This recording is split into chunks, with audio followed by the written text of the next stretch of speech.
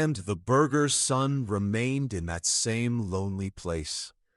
He made himself a place to dwell in, and there he lived.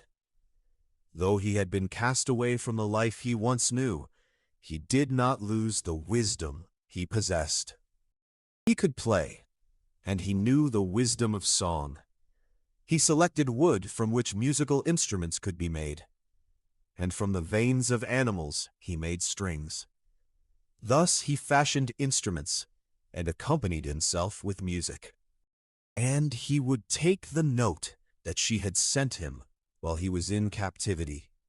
He would sing and play and remember what had befallen him, how his father had been a burgher, and how he himself had now been cast away to this lonely place.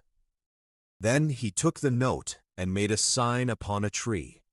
He made a place inside the tree and hid the note there. And for some time he dwelled in that place. One time there was a great storm wind. The wind broke all the trees that were standing there. When the storm had passed, he could no longer recognize the tree where he had hidden the note. Now all the trees had fallen and were mixed together. He had no idea which tree held his note from the princess.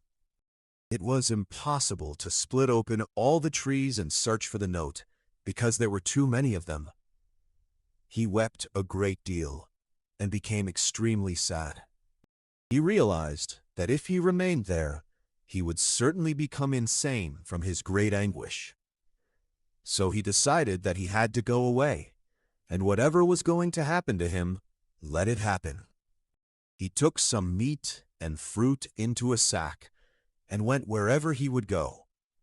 He made signs to identify the place he was leaving, and then he traveled onward until he reached a settled land.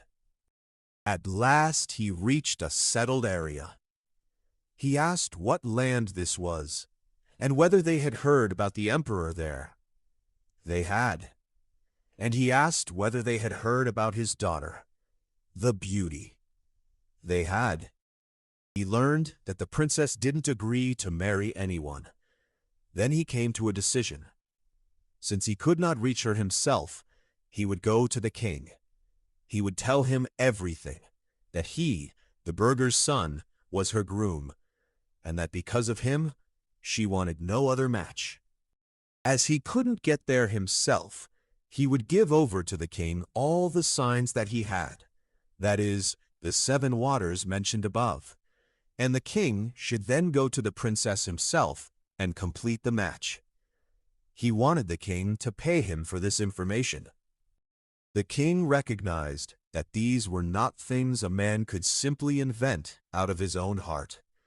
The matter pleased the king, and he agreed. But the burgher's son didn't know what the king would now decide to do with him.